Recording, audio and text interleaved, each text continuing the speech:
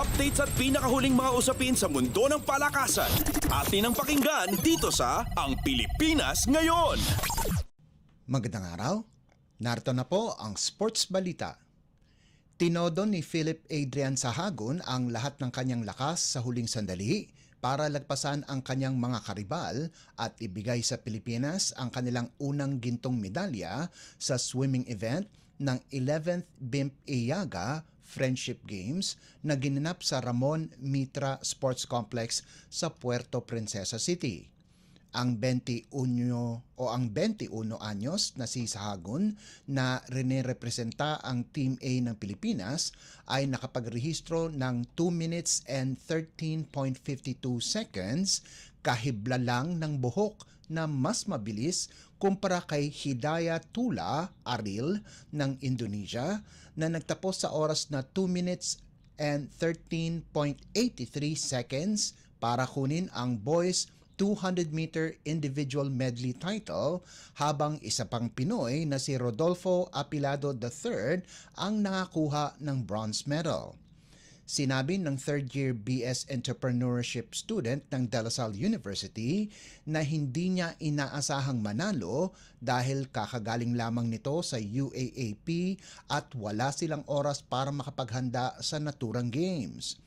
Pagkalipas ng ilang oras, nakuha ni Sahagun ang kanyang ikalawang gintong medalya kasama ang kanyang mga teammates sa boys 400-meter freestyle relay.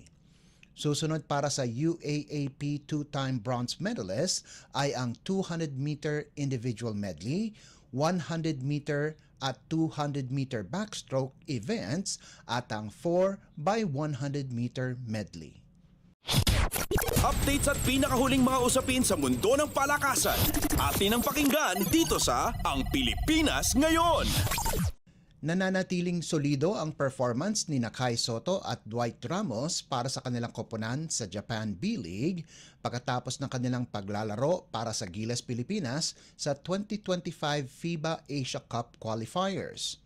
Nitong linggo sa 2024 to 2025 regular season ng Liga, pinangunahan ni Sotto ang Koshigaya Alphas laban sa FE Nagoya habang maganda din ang ipinakitang laro ni Ramos para si Levanga Hokkaido subalit bigo ang koponan laban sa Hiroshima Dragonflies.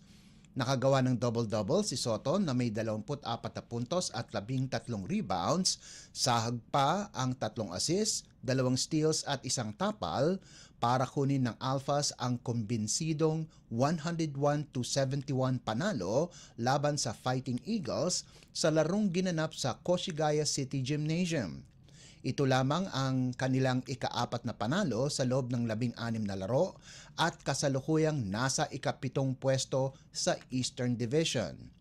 Sa kabilang banda, nakagawa naman si Ramos ng 9 na puntos, 5 assists, 3 rebounds at 1 steal kung saan natalo ang Levanga 87-74 sa Hiroshima sa larong ginanap sa FPCO Arena, Fukuyama. Ito na ang ika-11 talo ng Hokkaido sa loob ng 16 na laro at bumagsak sila sa ika-5 pwesto sa kaparehong Eastern Division.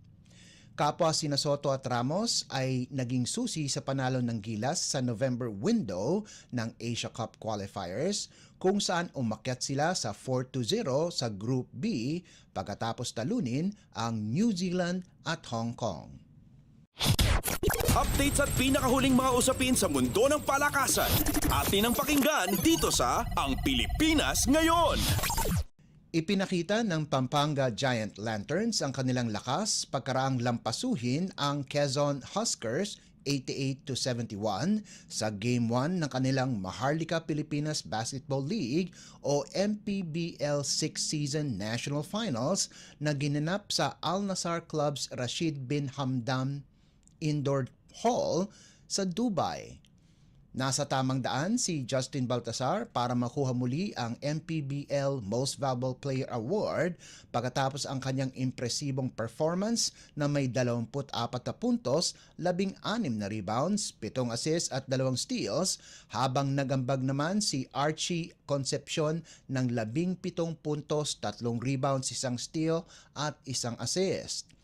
Malaki din ang tulong na ibinigay ni Brandon Ramirez na nakagawa din ng double-double na may 11 puntos at 11 rebounds, kasama pa ang 1 steal at 1 assist, at ibinigay pa sa kanya ang Best Player of the Game Award. Si Rodel Gravera lamang ang may magandang laro para sa Huskers, kung saan nagtapos ito ng may 20 puntos, 3 rebounds, 2 assists at 1 steal. Gaganapin ang Game 2 na kanilang Best of 5 series itong Martes. Updates at pinakahuling mga usapin sa mundo ng palakasan. Atin ang pakinggan dito sa Ang Pilipinas Ngayon. At yan ang pinakahuling balita sa larangan ng palakasan. Para sa Radyo Pilipinas World Service, ito po si Leo Magpayo. Magandang araw. Updates at pinakahuling mga usapin sa mundo ng palakasan. Atin ang pakinggan dito sa Ang Pilipinas Ngayon.